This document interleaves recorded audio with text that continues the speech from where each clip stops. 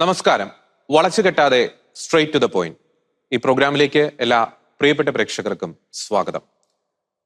തദ്ദേശ സ്വയംഭരണ സ്ഥാപനങ്ങളിലേക്കുള്ള തെരഞ്ഞെടുപ്പ്, ഒപ്പം തന്നെ കേരളത്തെ സംബന്ധിച്ചിടത്തോളം അതിനിർണായകമായിട്ടുള്ള നിയമസഭാ തെരഞ്ഞെടുപ്പ്, അതിലേക്ക് ഇനി മാസങ്ങൾ മാത്രം അവശേഷിക്കെ നിർണായകമായിട്ടുള്ള രാഷ്ട്രീയ നിലപാട് കത്തോലിക്ക കോൺഗ്രസ് പ്രഖ്യാപിച്ചിരിക്കുകയാണ്. ഒരു പാർട്ടിയോടും പ്രത്യേക അകൽച്ചയോ പ്രത്യേക അടുപ്പമോ കാണിക്കുകയില്ല. സമുദായത്തെ സഹായിക്കുന്നവരെ തിരിച്ചും സഹായിക്കും. ഒരു പാർട്ടിയും അസ്പർശ്യരല്ല എന്ന വ്യക്തമായിട്ടുള്ള നിലപാടുകൾ കത്തോലിക്ക കോൺഗ്രസ് പ്രഖ്യാപിച്ച് കഴിഞ്ഞിരിക്കുന്നു. ഏത് സാഹചര്യത്തിലാണ് ഇത്തരത്തിലുള്ള ഒരു നിലപാട് കത്തോലിക്ക കോൺഗ്രസ് പ്രഖ്യാപിച്ചിരിക്കുന്നത്? ഒപ്പം തന്നെ ഈ നിലപാടിലൂടെ ലക്ഷ്യം വെക്കുന്ന രാഷ്ട്രീയമായിട്ടുള്ള ചില നേട്ടങ്ങൾ അല്ലെങ്കിൽ ചില ലക്ഷ്യങ്ങൾ, അത് പൂർണ്ണതോതിൽ അതിലേക്ക് എത്തിച്ചേരാൻ സാധിക്കുമോ? അതിൽ വിജയം വരിക്കാൻ സാധിക്കുമോ? ഈ വിഷയങ്ങളിൽ വളച്ചുകെട്ടാതെയുള്ള മറുപടിയുമായി ഇന്ന് നമ്മോടൊപ്പമുള്ളത് കത്തോലിക്ക കോൺഗ്രസിന്റെ global director father doctor Philip കവീലാണ്. ഫാദർ ഫിലിപ്പ് കവീൽ, ഈ പ്രോഗ്രാമിലേക്ക് അങ്ങേ സ്നേഹത്തോടെ സ്വാഗതം ചെയ്യുകയാണ്. ഞാൻ നേരത്തെ സൂചിപ്പിച്ചതുപോലെ വളരെ അതിനിർണായകമായിട്ടുള്ള ഒരു രാഷ്ട്രീയ നിലപാട് കത്തോലിക്ക കോൺഗ്രസ് പ്രഖ്യാപിച്ച് കഴിഞ്ഞിരിക്കുന്നു. ഒരു പാർട്ടിയോടും ഒരു പ്രത്യേക അടുപ്പമോ ഒരു അകൽച്ചയോ കാണിക്കുകയില്ല. സമുദായത്തെ സഹായിക്കുന്നവരെ തിരിച്ചും സഹായിക്കുമെന്ന വ്യക്തമായിട്ടുള്ള നിലപാട്. ഇതിന്റെ ഒരു പശ്ചാത്തലവും നമുക്കറിയാം. വർഷങ്ങളായിട്ട് വിവിധ മേഖലകളിൽ ക്രൈസ്തവർ നേരിട്ടുകൊണ്ടിരിക്കുന്ന അവഗണനകള്, അവഹേളനങ്ങള്, ന്യൂനപക്ഷ ആനുകൂല്യങ്ങള്, 80-20 മുതൽ വഖഫ് വിഷയം, അങ്ങനെ പല വിഷയങ്ങളും നമ്മുടെ മുമ്പിലുണ്ട്. അപ്പോൾ എൻ്റെ ഒരു ആദ്യത്തെ ചോദ്യം ഇതാണ് വെച്ചാൽ, ഈ ഒരു നിലപാട് കത്തോലിക്ക കോൺഗ്രസ് പ്രഖ്യാപിച്ച് കഴിഞ്ഞിരിക്കുന്നു.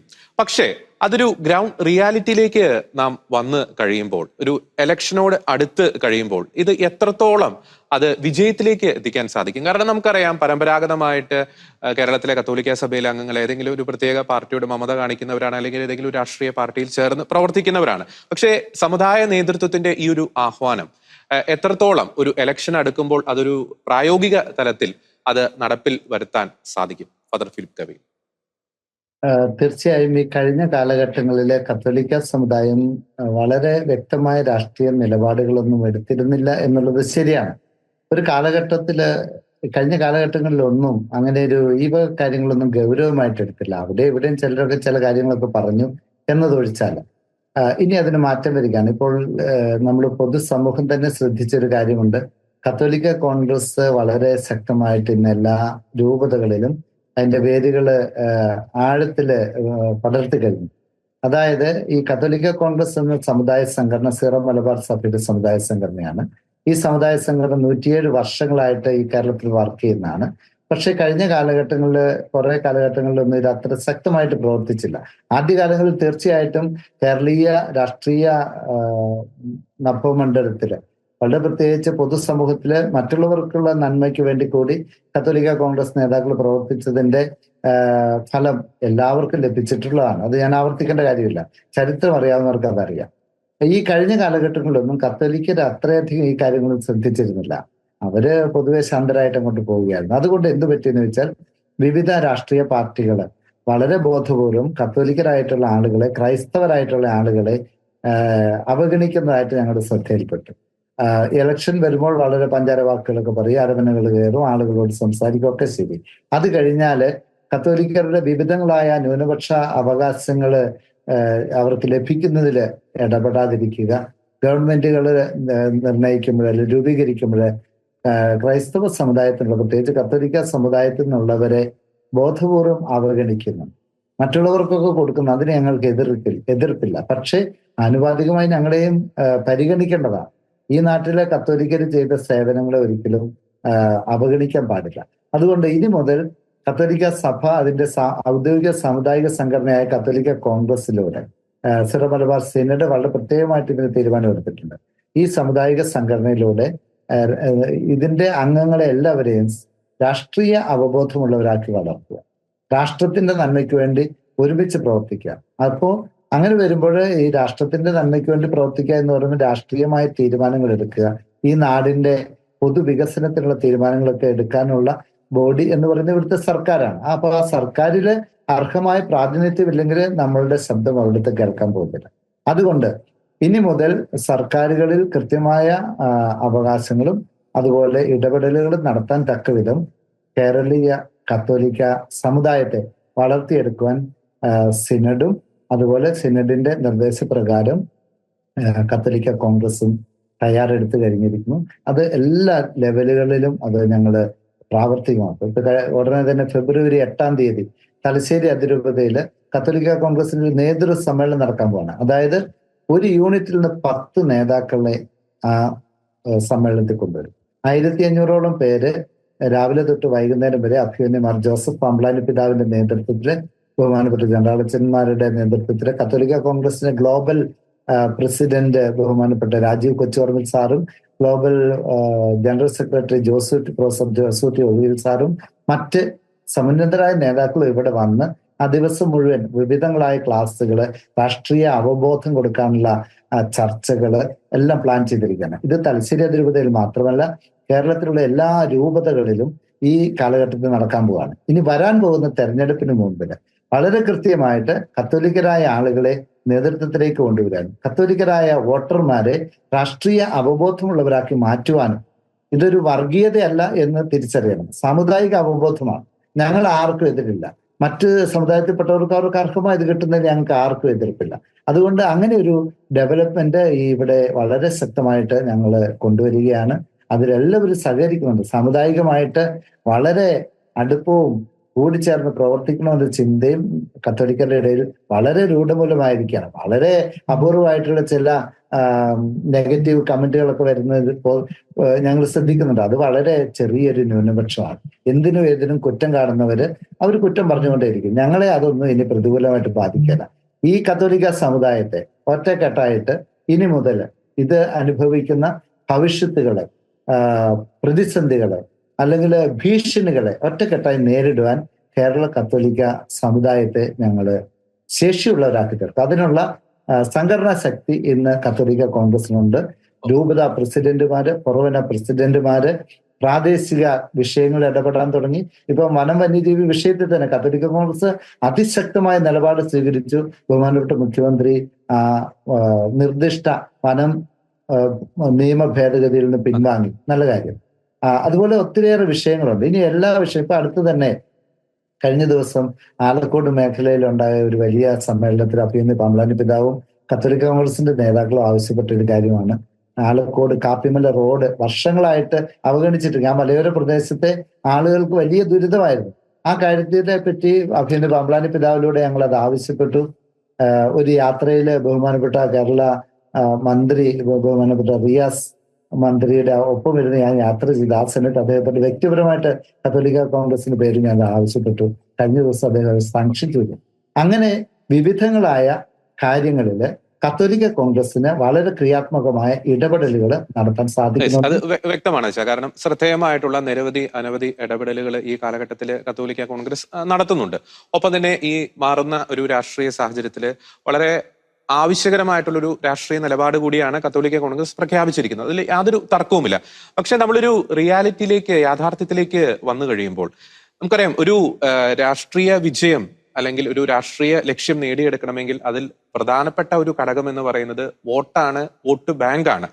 പക്ഷെ നമുക്ക് കേരളത്തിൽ നിലവിൽ നമ്മുടെ ക്രൈസ്തവരുടെ ഒരു അവസ്ഥയിലൂടെ നാം അത് ഒന്ന് കടന്നു പോകുമ്പോൾ, അത് പരിശോധിച്ചു കഴിയുമ്പോൾ, ജനസംഖ്യ ശോഷണം, അനിയന്ത്രിതമായിട്ടുള്ള വിദേശ കുടിയേറ്റം, ഇവിടെ നാട്ടിൽ തന്നെ ഉള്ളവരാണെങ്കിൽ പലർക്കും വോട്ട് ചെയ്യാൻ ഒരു വിമുഖത, നഷ്ടപ്പെട്ടുകൊണ്ടിരിക്കുന്ന ഒരു സമുദായ ബോധം. അപ്പൊ ഈ ഒരു റിയാലിറ്റി ഇവിടുത്തെ രാഷ്ട്രീയ നേതൃത്വങ്ങൾ തിരിച്ചറിയുന്നുണ്ട്. നമുക്കറിയാം, ഈ കഴിഞ്ഞ കാലയളവിലൊക്കെ നടന്ന പല ഉപതെരഞ്ഞെടുപ്പുകളിലും പല രാഷ്ട്രീയ നേതാക്കളും പങ്കുവെക്കുന്ന കാര്യമാണ്.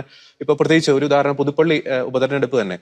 അന്ന് വായിച്ചൊരു വാർത്തയാണ്, പല ബൂത്തുകളിലും നിരവധി വീടുകൾ ആളില്ലാതെ ഒഴിഞ്ഞു കിടക്കുന്നത്. അതിൽ പലതും ഈ ക്രൈസ്തവ ഭവനങ്ങളാണ്. അപ്പോൾ റിയാലിറ്റി ഇങ്ങനെയായിരിക്കെ അപ്പോൾ ഇത്തരത്തിലൊരു നിലപാട് പ്രഖ്യാപിച്ചു കഴിയുമ്പോൾ ചിലപ്പോൾ ഒരു പക്ഷേ രാഷ്ട്രീയ നേതാക്കൾക്ക് തോന്നാം, അവരങ്ങനെയൊക്കെ പറയും, പക്ഷെ കാര്യത്തോടെ എടുക്കുമ്പോൾ ഞങ്ങളുടെ അടുത്തേക്ക് തന്നെ തിരിച്ചു വരും എന്നൊരു നിലപാട് ഈ രാഷ്ട്രീയ നേതാക്കൾ സ്വീകരിച്ചു കഴിഞ്ഞാൽ അതിനോടുള്ള ഒരു പ്രതികരണം എന്തായിരിക്കും? അത്തരത്തിലുള്ള ഒരു മനോഭാവത്തെ എങ്ങനെയായിരിക്കും നേരിടാൻ ഉദ്ദേശിക്കുന്നത്? ഈ രാഷ്ട്രീയ നേതാക്കള് യാഥാർത്ഥ്യ ബോധമുള്ളവരായിരിക്കണം. ഈ കത്തോലിക്കരായിട്ടുള്ള ആളുകൾക്ക് വോട്ട് കുറഞ്ഞുപോയി എന്ന് പറയുന്നതിലൊക്കെ നമ്മൾ ശ്രദ്ധിക്കേണ്ട ഒരു കാര്യമാണ്. ഈ വിദേശത്തോട്ട് പോയിരിക്കുന്നവർ എത്ര പേരുണ്ട്? എത്ര പേരുണ്ടെന്ന് നമ്മൾ കണക്കെടുക്കണം. എന്ന് പറഞ്ഞു കഴിഞ്ഞാൽ ഒരു 35 വയസ്സിന് താഴെയുള്ളവരാണ് ഈ പോയത്. അതിനു മുമ്പ് പോയിട്ടുള്ളവരുണ്ട്, പക്ഷെ വളരെ അങ്കുല്യ പരിമിതമായിട്ടുള്ള ആളുകളാണ് പോയത്. അതുകൊണ്ട് ഈ 35-ന് മുകളിലോട്ടുള്ള ഒരു ജനത ഇവിടെ ഉണ്ട്. അവരുടെ വോട്ടുകളൊന്നും പോയിട്ടൊന്നുമില്ല, അവർ വോട്ട് ചെയ്യുന്നവരുമാണ്. ഈ 18-നും 35-നും ഇടയ്ക്കുള്ള ഒരു നിയന്ത്രിതമായ സംഖ്യയിൽ കുറവ് വന്നിട്ടുണ്ട്. അതും വലിയ ഒരു കുറവൊന്നുമല്ല. പലർക്കും വോട്ട് അവിടുന്ന് തന്നെ ചെയ്യാവുന്ന സംവിധാനം ഇന്നത്തെ കാലത്ത് നമുക്കുണ്ട്. അപ്പൊ അവരെയൊക്കെ നമ്മൾ വളരെ കൃത്യമായിട്ട് ബോധവൽക്കരിക്കുന്നുണ്ട്. ഈ വിദേശത്ത് പോയ ആളുകളൊന്നും നഷ്ടപ്പെട്ടു പോയിട്ടില്ല. അവർക്ക് അവിടെ പോയി പൗരത്വം നേടിയവർക്കേ ഈ വോട്ടവകാശം ഇല്ലാത്തുള്ളൂ. ബഹുഭൂരിപക്ഷ ആളുകളും പൗരത്വം നേടുന്നുണ്ട്. അവിടെ താമസിക്കുന്നുണ്ടെങ്കിലും പലർക്കും ഇവിടെ വോട്ട് ചെയ്യാനുള്ള സാധ്യത ഇപ്പോഴും നിലനിൽക്കുന്നുണ്ട്. അത് അവരുടെ ഇടയിൽ നമ്മൾ വളരെ ശക്തമായ ബോധവൽക്കരണം നടത്തുകയും അവർക്ക് പോസ്റ്റൽ വോട്ട് ചെയ്യാനുള്ള സംവിധാനങ്ങൾ ക്രമീകരിക്കുകയും ചെയ്യും. അത് മാത്രമല്ല, ഇവിടെയുള്ള ഈ സീനിയർ ആയിട്ടുള്ള ആളുകളുടെ വോട്ടൊന്നും പോയിട്ടില്ല.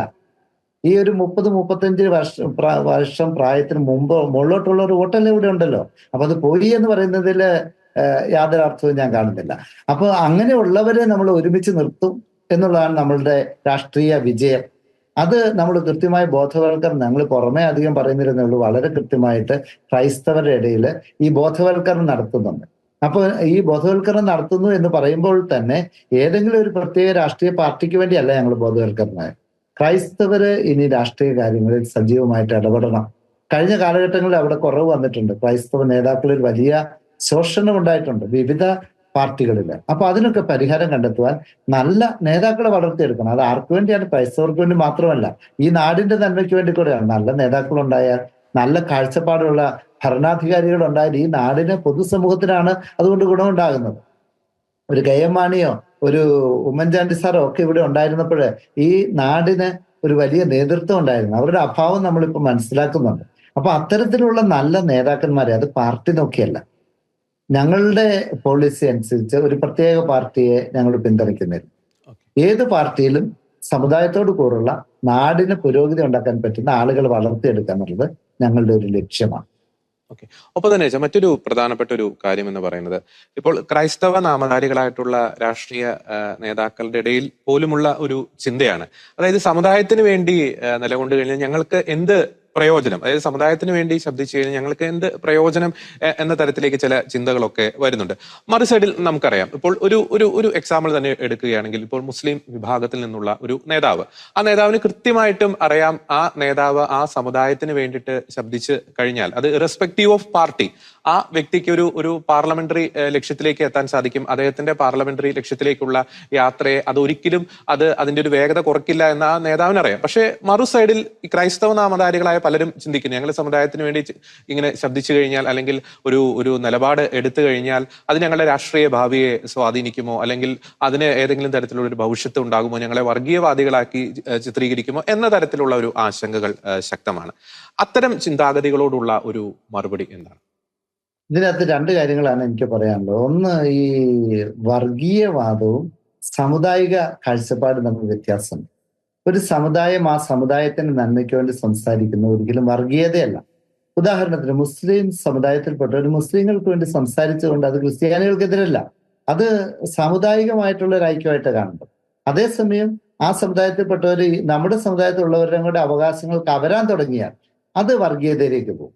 ക്രിസ്ത്യാനികൾ ഒരിക്കലും അത്തരം ഒരു നിലപാട് സ്വീകരിക്കുന്നില്ല. ഞങ്ങൾ പറയുന്നത്, അല്ലെങ്കിൽ നമ്മൾ പറയുന്നത്, നമ്മുടെ സമുദായത്തിന് കിട്ടേണ്ട അവകാശം നമ്മൾക്ക് കിട്ടിയേ തീരൂ. മറ്റുള്ളവരുടെ അവർക്ക് കൊടുത്തിട്ട് അതിന് ഞങ്ങൾക്ക് യാതൊരു ബുദ്ധിമുട്ടുമില്ല, അവർക്ക് ലഭിക്കട്ടെ. ഞങ്ങളെ ഒഴിവാക്കിക്കൊണ്ട് ക്രൈസ്തവരുടെ അവകാശങ്ങൾ കൂടി കവർന്ന് മറ്റുള്ളവർക്ക് കൊടുക്കുമ്പോൾ അത് ഒരു അനീതിയാണ്. അതിനെതിരെയാണ് ഞങ്ങൾ ശബ്ദിക്കുന്നത്. ഇനി രണ്ടാമത്തെ കാര്യം, ഈ രാഷ്ട്രീയ നേതാക്കളുടെ ഭാഗത്തുനിന്ന് ക്രൈസ്തവരായ നേതാക്കള് ക്രൈസ്തവ സമുദായത്തിന് വേണ്ടി നിലകൊണ്ടാൽ അവർക്ക് ഗുണമുണ്ടാവും, ഇനി നിലകൊണ്ടില്ലെങ്കിൽ അവർക്ക് ദോഷവും ഉണ്ടാവും. അത് ഈ കഴിഞ്ഞ കാലങ്ങളിൽ അത്ര ശക്തമായിട്ട് ഞങ്ങളൊരു നിലപാട് എടുത്തിരുന്നില്ല. പല ക്രിസ്തീയ നാമധാരികളും പേരിൽ മാത്രമേ ആ ക്രൈസ്തവ നാമം പേറുന്നുണ്ടായിരുന്നുള്ളൂ. അവര് പ്രായോഗികമായിട്ട് ചിലരൊക്കെ ഈ അധികാരത്തിലേക്ക് വന്നു കഴിഞ്ഞാൽ ക്രൈസ്തവരെ ഏറ്റവും അവഗണിക്കുന്നത് ചിലർ അത്തരക്കാരുണ്ടായിരുന്നു. വർഷങ്ങളോളം MLA-മാരായിരുന്ന് ഈ മലയോര ജനതയുടെ വോട്ട് നേടിപ്പോയി. അതേസമയം ക്രൈസ്തവർ ഒരു വിഷയം വരുമ്പോൾ പുറംതിരിഞ്ഞ് നിന്നവരൊക്കെ ഉണ്ട്. അവരോടൊക്കെ ഇനി വളരെ കർശനമായ നിലപാട് ഞങ്ങൾ സ്വീകരിക്കും. ഞങ്ങൾ സ്വീകരിക്കുമെന്ന് മാത്രമല്ല, അതിന് വളരെ കൃത്യമായ പ്ലാനുകളും പദ്ധതികളും ഉണ്ടാക്കി ഞങ്ങൾ പഠിക്കും ആരൊക്കെയാണ് നമുക്ക് അനുകൂലമായിട്ട് നിൽക്കുന്നത്. ആരൊക്കെയാണ് നമ്മളെ പറഞ്ഞു പറ്റിക്കുന്നത്, അതൊക്കെ ഞങ്ങൾ പൊതുസമൂഹത്തിന് മുമ്പിൽ, വളരെ പ്രത്യേകിച്ച് ക്രൈസ്തവ സമൂഹത്തിന് മുമ്പിൽ ഞങ്ങൾ തുറന്നു കാണിക്കും. അതിൻ്റെ അകത്ത് യാതൊരു സംശയമില്ല. ഓക്കെ, അത് വളരെ വ്യക്തമാണ്. ഒപ്പം മറ്റൊരു പ്രധാനപ്പെട്ട ഒരു കാര്യം എന്ന് പറയുന്നത്, അത് നേരത്തെ പറഞ്ഞു, വിവിധ രാഷ്ട്രീയ പാർട്ടികളിൽ സമുദായ ബോധമുള്ള ക്രൈസ്തവ നേതാക്കളെ വളർത്തും എന്നൊരു കാര്യം. പക്ഷെ നമ്മളൊരു ചിന്തിച്ചു നോക്കുമ്പോൾ പലപ്പോഴും ഇപ്പൊ രാഷ്ട്രീയ മേഖലകളിലേക്കുള്ള ഒരു ക്രൈസ്തവ യുവാവിന്റെ അല്ലെങ്കിൽ യുവതിയുടെ ഒരു കടന്നുവരവ് പലപ്പോഴും ഒരു പ്രോത്സാഹനം കിട്ടാത്ത ഒരു അവസ്ഥ, രാഷ്ട്രീയം എന്നത് എന്തോ മാറ്റി നിർത്തപ്പെടേണ്ട ഒരു മേഖലയാണ് എന്ന ഒരു ചിന്താഗതി അത് അറിഞ്ഞോ അറിയാതെയോ നമ്മുടെ യുവ തലമുറയുടെ ഉള്ളിൽ ഇഞ്ചക്ട് ചെയ്യപ്പെട്ടിട്ടുണ്ട്. അപ്പോൾ ഞാൻ രാഷ്ട്രീയത്തിലേക്ക് വന്നാൽ എനിക്ക് എന്ത് പ്രയോജനം കിട്ടും, എനിക്ക് വേണ്ടത്ര ഒരു പ്രോത്സാഹനം കിട്ടുമോ? പലപ്പോഴും അത്തരത്തിലുള്ള ഒരു പ്രോത്സാഹനം ഇപ്പോൾ സമുദായത്തിന്റെ ഭാഗത്തുനിന്ന് ലഭിക്കാത്തത് കൊണ്ടാകാം പലരും ചില നിർണായക വിഷയങ്ങൾ വരുമ്പോൾ മറുകണ്ഠം ചാടേണ്ടി വരുന്ന ഒരു അവസ്ഥയിലേക്ക് വരുന്നത്. അപ്പോൾ ഈ വളർന്നു വരുന്ന തലമുറയെ സമുദായത്തിന് അനുകൂലമായി, അത് സമുദായത്തിന് അനുകൂലമായെന്ന് ഞാൻ പറയുമ്പോൾ ഒരു തരത്തിലൊരു വർഗീയതയല്ല, അത് സമുദായത്തിന് അനുകൂലം, ഒപ്പം സമൂഹത്തിന് നന്മ ചെയ്യുന്ന ഒരു തലമുറയെ നമുക്ക് എത്തരത്തിൽ വാർത്തെടുക്കാൻ സാധിക്കും? അപ്പോൾ അതിനുവേണ്ട ഒരു പ്രോത്സാഹനം കുറെ കൂടി ശക്തമായി സമുദായ നേതൃത്വത്തിന്റെ ഭാഗത്തു നിന്ന് ഉണ്ടാകേണ്ടതല്ലേ? തീർച്ചയായിട്ടും നമ്മുടെ കഴിഞ്ഞ കാലഘട്ടങ്ങളിൽ വന്ന ഒരു ചെറിയ അപജയം തന്നെയാണത്. അതായത് രാഷ്ട്രീയക്കാരോടുള്ള നമ്മുടെ നിലപാടുകളിൽ ഇനി വ്യത്യാസം വരികയാണ്. കാരണം നമ്മൾ ഓരോ കാര്യങ്ങളും അനുഭവങ്ങളിൽ നിന്നാണല്ലോ പഠിക്കുന്നത്. ഒരു കാലഘട്ടത്തില് കലാലയങ്ങളിലുണ്ടായ രാഷ്ട്രീയ അതിപ്രസരം മൂലം പല കുട്ടികളുടെയും ഭാവി നശിച്ചു. അവര് സമരങ്ങളിലും രാഷ്ട്രീയ പാർട്ടികളുടെ അടിമകളായും ജീവിച്ചതുകൊണ്ട് പരീക്ഷയ്ക്ക് തോറ്റുപോവുകയും അവരുടെ ഭാവി നശിക്കുകയും ചെയ്യുന്ന ഒരു സ്ഥിതിവിശേഷം ഉണ്ടായപ്പോഴാണ് നമ്മുടെ ആളുകൾ അതിനെതിരെ ചിന്തിച്ചത്. നമ്മൾ മാത്രമല്ല, മറ്റുള്ളവരും പൊതുസമൂഹവും സാംസ്കാരിക നേതാക്കളും ഒക്കെ കലാലയ രാഷ്ട്രീയത്തിനെതിരായി പറയുകയും ചിന്തിക്കുകയും ആക്ഷൻ എടുക്കുകയും ചെയ്യണമെന്ന് പറഞ്ഞവരാണ്. നമ്മളും അത് ചെയ്തു. പക്ഷേ അതിൻ്റെ അകത്തൊരു ചെറിയ അപാകതയുണ്ട്. ഈ കലാലയ രാഷ്ട്രീയം കലാപകലുഷിതമാകുമ്പോഴാണ് പ്രശ്നം. ആരോഗ്യകരമായ ഒരു രാഷ്ട്രീയ സംസ്കാരം നമ്മുടെ നാട്ടിൽ വളർന്നു വരേണ്ടതുണ്ട്. കലാലയത്തിൽ പഠിക്കുന്നവർ രാഷ്ട്രീയത്തിൽ പ്രവർത്തിക്കുന്ന അതിൽ തന്നെ തെറ്റില്ല. പക്ഷേ ആ രാഷ്ട്രീയ പ്രവർത്തനം വിദ്വേഷത്തിനും വിധ്വംസ പ്രവർത്തനത്തിനും കൊലപാതകത്തിനും ഒക്കെ കാരണമാകുമ്പോഴാണ് അതിനെ പൊതുസമൂഹം വെറുത്ത് കളയുന്നതും നമ്മുടെ സമുദായം അതിനെതിരെ സംസാരിച്ചതും. അതല്ല വേണ്ടത്. ആരോഗ്യകരമായ ഒരു രാഷ്ട്രീയ സംസ്കാരം ഇവിടെ വളർത്തിയെടുക്കുക. അങ്ങനെ നേതാക്കൾ വളർന്നാലേ ഈ നാട് നന്നാവുള്ളൂ. കാരണം ഈ രാഷ്ട്രീയത്തിലൂടെ വന്ന് അധികാരത്തിൽ വരുന്നവരാണ് നമ്മുടെ ജനപ്രതിനിധികൾ ഏറെയും. അങ്ങനെ വരുന്ന ജനപ്രതിനിധികളാണ് ഇവിടുത്തെ ഈ നാടിന്റെ നന്മയ്ക്ക് വേണ്ടിയുള്ള നിയമങ്ങൾ കൊണ്ടുവരേണ്ടത്, ഈ നാടിന് വേണ്ട വികസന പ്രവർത്തനങ്ങൾ കൊണ്ടുവരേണ്ടത്. അപ്പം അവർക്ക് ഒരു അവബോധം നൽകിയില്ലെങ്കിൽ, നല്ല ബോധ്യമുള്ള സംസ്കാരമുള്ള അറിവുള്ള ആളുകള് ജനപ്രതിനിധികളായിട്ട് ജയിച്ച് നിയമസഭയിലും രാജ്യസഭയിലും ലോകസഭയിലും ഒക്കെ വന്നില്ലെങ്കിൽ നമ്മുടെ രാഷ്ട്രത്തിന് തന്നെ അത് അധഃപതനത്തിന് കാരണമാകും. അതുകൊണ്ട് ഇനി കത്തോലിക്ക സമുദായം വളരെയധികം പ്രത്യേകം ശ്രദ്ധിക്കുന്നു. ഈ നാടിന് വലിയ വിദ്യാഭ്യാസ വികസനത്തിന് കാരണമായവരാണ് ക്രൈസ്തവര്. അത് എല്ലാവരും, വിവരമുള്ള എല്ലാവരും തന്നെ അംഗീകരിക്കുന്ന ഒരു കാര്യമാണ്. വെറുതെ കുറ്റപ്പെടുത്താൻ വേണ്ടി കുറ്റപ്പെടുത്തുന്നവരെ അതിനെതിരെ പറയുകയുള്ളൂ. ഈ നാട്ടിലെ കഴിഞ്ഞ ദിവസം ഞാൻ ബഹുമാനപ്പെട്ട ശശി തരൂർ അവറുകളെ എറണാകുളത്ത് വെച്ച് കണ്ടു. ദീർഘമായിട്ട് ഞങ്ങൾ തമ്മിൽ സംസാരിച്ച് ആശയവിനിമയം നടത്തി. അദ്ദേഹം എന്നോട് പറഞ്ഞു, ഫാദർ, ഈ നാട്ടിലെ സംസ്കാരത്തിന് വേണ്ടി, ഈ നാട്ടിലെ വിദ്യാഭ്യാസ വളർച്ചയ്ക്ക് വേണ്ടി നിങ്ങൾ ക്രൈസ്തവർ ചെയ്ത നന്മകൾ ഞങ്ങളൊക്കെ നന്ദിയോടെ ഓർക്കുന്നു അദ്ദേഹം പറഞ്ഞു. അപ്പം വിവരവും വിദ്യാഭ്യാസം ഉള്ളവരൊക്കെ അത് അംഗീകരിക്കുന്നുണ്ട്. ഈ നാടിന്റെ സംസ്കാരത്തിന് വേണ്ടി, സംസ്കൃതിക്ക് വേണ്ടി, ഈ നാടിന്റെ സർവ്വതോന്മുഖമായ വളർച്ചയ്ക്ക് വേണ്ടി വിദ്യാഭ്യാസ രംഗത്ത് കത്തോലിക്ക സമുദായത്തിന് ചെയ്യാൻ പറ്റിയ നന്മകൾ ഇനി നമ്മൾ അത് കൂടുതൽ തീക്ഷ്ണതയോടെ നടത്തേണ്ടത് ഇവിടെ നല്ല നേതാക്കളെ സൃഷ്ടിക്കുന്നതിലാണ്. മൂല്യബോധമുള്ള, ജനങ്ങൾക്ക് വേണ്ടി ചിന്തിക്കുന്ന, നിസ്വാർത്ഥമായി സേവനം ചെയ്യുന്ന നേതാക്കളെ വളർത്തിയെടുക്കാൻ കത്തോലിക്ക സമുദായം ഇനി മുന്നിട്ടിറങ്ങിയാണ്. അത് നമ്മുടെ ആളുകളെ വളരെ പ്രത്യേകിച്ച് നമ്മൾ ശ്രദ്ധിച്ച് അവർക്ക് പരിശീലനം കൊടുക്കും. അതിൻ്റെ അകത്ത് യാതൊരു സംശയമില്ല. ഈ നേതാക്കൾ ഇല്ലെങ്കിൽ എന്ത് പറ്റുമെന്ന് വെച്ച് കഴിഞ്ഞാല് നമ്മുടെ നാടിന്റെ പുരോഗതി സാധ്യമാവുകയാണ്. അതുകൊണ്ട് ആ ഒരു കാഴ്ചപ്പാടോട് പ്രവർത്തിക്കാൻ നമ്മൾ തീരുമാനിച്ചിട്ടുണ്ട്. ഇനി മറ്റുള്ള രാഷ്ട്രീയ പാർട്ടികളില് ഇതിൻ്റെ അകത്ത് കത്തോലിക്ക സമുദായത്തിന് ഇന്ന രാഷ്ട്രീയ പാർട്ടിയുടെ പ്രവർത്തിക്കാവുന്ന യാതൊരു നിയമമില്ല. ഏത് രാഷ്ട്രീയ പാർട്ടിയുടെ പ്രവർത്തിക്കാം, അവിടെ നല്ല രീതിയിൽ പ്രവർത്തിക്കുക. ക്രൈസ്തവ മൂല്യങ്ങള് ആ പാർട്ടികളിൽ പ്രവർത്തിക്കാവുന്നിടത്ത്, സാധ്യമാക്കാവുന്നിടത്ത് സാധ്യമാക്കുക. ക്രൈസ്തവ മൂല്യം എന്ന് പറഞ്ഞാൽ നമ്മൾ അത് മനസ്സിലാക്കണം. അത് ഒരു വർഗീയതയല്ല. ക്രൈസ്തവ മൂല്യം അടിസ്ഥാനപരമായ സ്നേഹത്തിന്റെ മൂല്യമാണ്. സ്നേഹം, നീതി, ന്യായം, ഇതൊക്കെ നമ്മുടെ ക്രൈസ്തവ മൂല്യങ്ങളാണ്. നമ്മൾ ശരിക്കും ചരിത്രം പഠിച്ചാൽ മനസ്സിലാക്കും ഈ ജനാധിപത്യത്തിന്റെ അടിത്തൂണുകളായ മൂല്യങ്ങളൊക്കെ, സ്വാതന്ത്ര്യം, അതൊക്കെ എവിടുന്നാണ് വരുന്നത്? അത് ബൈബിളിൽ പറഞ്ഞു വെച്ച കാര്യങ്ങളാണ് ഈ വരുന്നത്. അത് നമ്മൾ പഠിച്ചാൽ മനസ്സിലാവും. അതുകൊണ്ട് ഈ ക്രൈസ്തവ മൂല്യങ്ങൾ എന്ന് പറയുമ്പോൾ മനുഷ്യനെ ബഹുമാനിക്കാൻ, മനുഷ്യനെ സ്നേഹിക്കാൻ, അവന്റെ അവകാശങ്ങൾക്ക് വേണ്ടി നിലകൊള്ളുവാൻ അതിന് സാധിക്കുന്ന നേതാക്കന്മാരെ വളർത്തിയെടുക്കുകയും അത് കത്തോലിക്ക സമുദായത്തിലെ നേതാക്കന്മാരെ വളരെ പ്രത്യേകിച്ച് ഈ ഒരു കാഴ്ചപ്പാടോടെ എല്ലാ പാർട്ടിയിലും നമ്മൾ വളർത്തിയെടുക്കും. ഇന്നലെ തന്നെ ഞാൻ 2 മീറ്റിംഗ് കഴിഞ്ഞിട്ടാണ് വരുന്നത്. കാരണം ഈ തലശ്ശേരി അതിരൂപതയില് ഞങ്ങള് യൂത്ത് കൗൺസിൽ തുടങ്ങിയിട്ടുണ്ട് കത്തോലിക്ക കോൺഗ്രസിന്റെ. 30നും 50നും ഇടയ്ക്ക് പ്രായമുള്ള നേതൃത്വ ഗുണമുള്ള ആളുകളെ കണ്ടെത്തി അവർക്ക് കൃത്യമായി പരിശീലനം നൽകി, ജനാധിപത്യ ബോധം നൽകി, മൂല്യങ്ങളെ കുറിച്ച് ബോധം നൽകി നല്ല നേതാക്കളായിട്ട് കൊണ്ടുവരാനുള്ള ആദ്യപടി ഞങ്ങൾ തുടങ്ങിക്കഴിഞ്ഞു. എത്ര പേരാണെന്ന് വരുന്നതെന്ന് അറിയാവോ? അത് വളരെയധികം വിജയിക്കും. ഈ അടുത്ത കാലത്ത് തുടങ്ങിയതാണ്. അത് ഒരു 8-10 വർഷത്തിനുള്ളിൽ ഈ കേരള സമൂഹത്തെ മുഴുവൻ അതുകൊണ്ട് പുരോഗതിയിലേക്ക് നയിക്കാനുള്ള ഒരു നേതാക്കളുടെ നിര ഞങ്ങൾ സൃഷ്ടിക്കുക തന്നെ ചെയ്യും. ഒപ്പം തന്നെ മറ്റൊരു പ്രധാനപ്പെട്ട ഒരു കാര്യം എന്ന് പറയുന്നത്, അങ്ങനെ നേരത്തെ അത് പറഞ്ഞൊരു പോയിന്റാണ്. അതായത് ഇപ്പോൾ കത്തോലിക്ക കോൺഗ്രസ് ഒരു നിലപാട് എടുത്തിരിക്കുന്നു. ഒരു സമദൂരമായിട്ടുള്ള നിലപാട്, സഹായിക്കുന്നവരെ തിരിച്ചും സഹായിക്കും, ക്രൈസ്തവ സമൂഹത്തിന്റെ ന്യായമായ ആവശ്യങ്ങൾ കണ്ടറിഞ്ഞ് നിൽക്കുന്നവരെ തിരിച്ചും സഹായിക്കുമെന്ന ഒരു നിലപാട് പ്രഖ്യാപിച്ചിട്ടുണ്ട്. നമുക്കറിയാം നമ്മുടെ രാഷ്ട്രീയ സാഹചര്യങ്ങൾ മാറിക്കൊണ്ടിരിക്കുകയാണ്.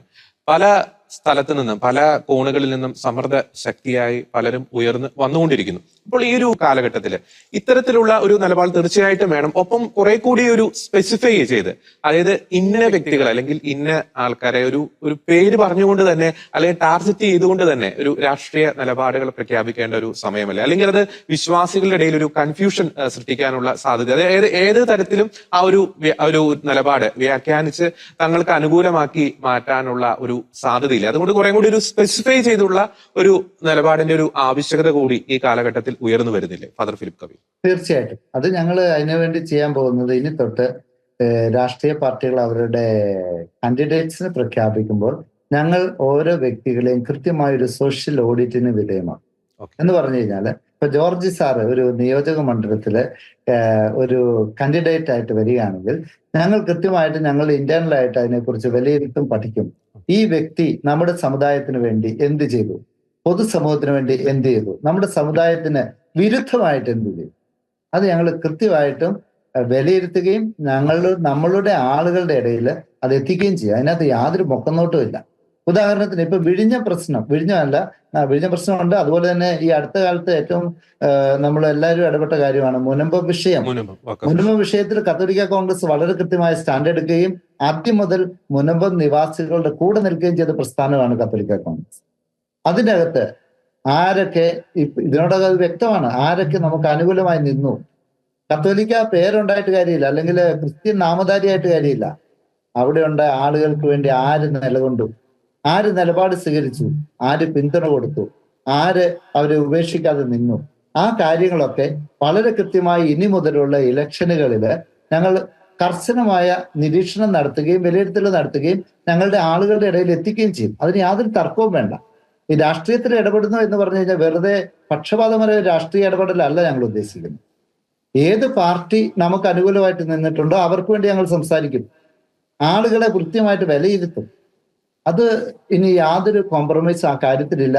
ഇനി അതിന് കോംപ്രമൈസ് ചെയ്താൽ കത്തോലിക്ക സമുദായത്തിന്റെ തന്നെ നാശത്തിന് അത് കാരണമാകും. അത് ഞങ്ങൾ തിരിച്ചറിയുന്നു.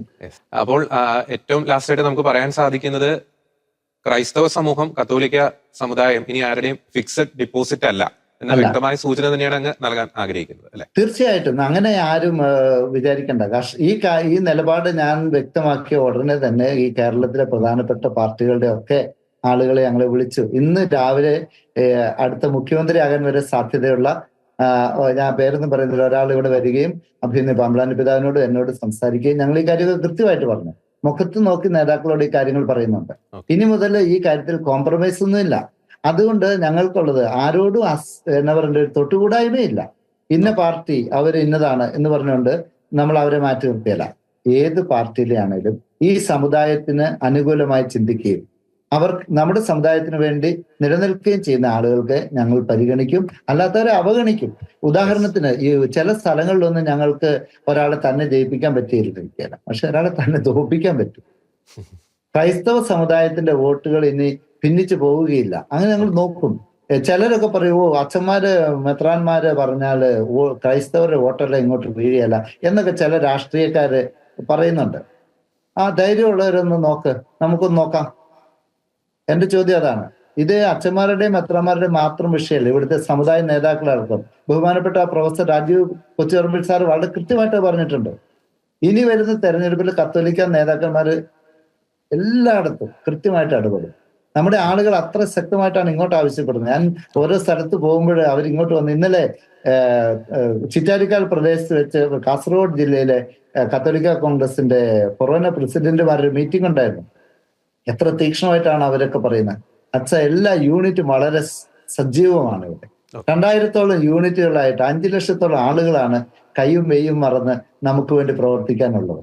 അത് ഞങ്ങൾ ആ കേഡർ സ്വഭാവത്തിലേക്ക് ഈ കത്തോലിക്ക കോൺഗ്രസ് എന്ന പ്രസ്ഥാനത്തെ വളർത്തിയെടുത്തു കഴിഞ്ഞിരിക്കുന്നു.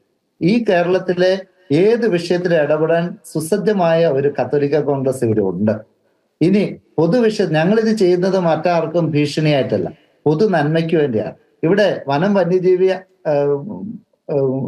വിഭാഗത്തിന്റെ ഭാഗത്ത് വന്ന തെറ്റുകൾ ഞങ്ങൾ ചൂണ്ടിക്കാണിച്ചു. ഈ വന്യമൃഗ ആക്രമണം എന്ന ഭീഷണിയെ പറ്റി ഞങ്ങൾ പറഞ്ഞു, അത് ആർക്ക് വേണ്ടിയാ? ക്രിസ്ത്യാനികൾക്ക് വേണ്ടി മാത്രമായിരുന്നോ? ഇവിടെ ഈ കേരളീയ പൊതുസമൂഹം അനുഭവിക്കുന്ന വലിയ ഭീഷണിക്ക് വേണ്ടിയാണ് ഞങ്ങൾ അതിനെതിരെ ശബ്ദം ഉയർത്തത്. ഈ കഴിഞ്ഞ ദിവസങ്ങളൊക്കെ മരിച്ച ആളുകളുടെ കണക്ക് നിങ്ങൾ നോക്കുക. ഹൈന്ദവ സഹോദരങ്ങളായിരുന്നു പലരും, മുസ്ലിം സഹോദരങ്ങൾ അതിൻ്റെ അകത്തുണ്ട്. അപ്പോൾ എല്ലാവർക്കും വരുന്ന ഈ ഭീഷണിക്കെതിരെ പൊതുസമൂഹത്തില് ഇപ്പൊ സാധാരണക്കാരന് വേണ്ടി, കർഷകന് വേണ്ടി, പൗരന്റെ അവകാശങ്ങൾക്ക് വേണ്ടി ശക്തമായിട്ട് നിലകൊള്ളുന്ന കത്തോലിക്ക കോൺഗ്രസ് ആണെന്ന് പൊതുസമൂഹം അംഗീകരിച്ചിട്ടുണ്ട്, രാഷ്ട്രീയ നേതാക്കളും അംഗീകരിച്ചിട്ടുണ്ട്. അതുകൊണ്ടാണല്ലോ അവർ നമ്മളെ കാണാനും ചർച്ച ചെയ്യാനും തയ്യാറാകുന്നത്. പൊതുവിൽ പറയുമ്പോൾ വലിയ വീരവാചകമൊക്കെ വിട്ടാലും കാര്യത്തോടെ എടുക്കുമ്പോൾ കത്തോലിക്ക കോൺഗ്രസിന്റെ ശക്തിയെ കുറച്ച് കാണിക്കാൻ ഇവർക്ക് ആർക്കും സാധിക്കുകയില്ല. വരും ദിവസങ്ങളിൽ അത് കൂടുതൽ ശക്തമാകുമെന്ന് പറയാൻ എനിക്ക് ആഗ്രഹമുണ്ട്. എല്ലാ രൂപതകളിലും വളരെ നന്നായി ചിട്ടയായ പ്രവർത്തനമാണ് കത്തോലിക്ക കോൺഗ്രസിലൂടെ നടക്കുന്നത്. കേരളത്തിലെ എല്ലാ ക്രൈസ്തവ സമൂഹങ്ങളെയും ഒരുമിപ്പിച്ച് യോജിപ്പിച്ച് നിർത്തി ഈ കേരള സമൂഹത്തിലെ വളരെ നിർണായകമായ ഒരു രാഷ്ട്രീയ ശക്തിയായി ക്രൈസ്തവരിന് മാറും എന്നതില് വരും കാലങ്ങളിൽ നമുക്ക് മനസ്സിലാക്കാൻ സാധിക്കും. തീർച്ചയായിട്ടും അഭിനന്ദനങ്ങൾ അച്ഛ. ഇത്രയും ഉറച്ച ഒരു നിലപാട്, ക്രൈസ്തവർ വളരെയധികം വെല്ലുവിളികളും പ്രതിസന്ധികളും നേരിട്ടുകൊണ്ടിരിക്കുന്ന ഈ ഒരു കാലഘട്ടത്തിൽ, കേരളത്തിന്റെ ഈ ഒരു സാഹചര്യത്തിൽ വളരെ ഉറച്ച, വ്യക്തവും ശക്തവുമായിട്ടുള്ള ഒരു രാഷ്ട്രീയ നിലപാട് പ്രഖ്യാപിച്ചതിന് ഒപ്പം തന്നെ ആ ഒരു പ്രഖ്യാപനം അത് അതിന്റെ പൂർണ്ണ തോതിൽ ലക്ഷ്യത്തിൽ എത്തിക്കുവാൻ കത്തോലിക്ക കോൺഗ്രസിന് സാധിക്കട്ടെ. സമൂഹത്തിന്റെ നന്മയ്ക്ക് വേണ്ടി, ക്രൈസ്തവ സമുദായത്തിന്റെ വളർച്ചയ്ക്ക് വേണ്ടി ഇനിയും കൂടുതൽ പ്രവർത്തിക്കുവാൻ കത്തോലിക്ക കോൺഗ്രസിന് സാധിക്കട്ടെ, അങ്ങയുടെ നേതൃത്വത്തിന് ആകട്ടെ എന്ന ആശംസയുമായി ഇന്നത്തെ ഈ ഒരു പ്രോഗ്രാം വൈൻഡപ്പ് ചെയ്യുന്നു. മറ്റൊരു വിഷയത്തിൽ നിലപാടുകൾ അറിയിച്ചുകൊണ്ട് മറ്റൊരു എപ്പിസോഡിൽ കാണാം. എല്ലാ പ്രിയപ്പെട്ട പ്രേക്ഷകർക്കും നന്ദി.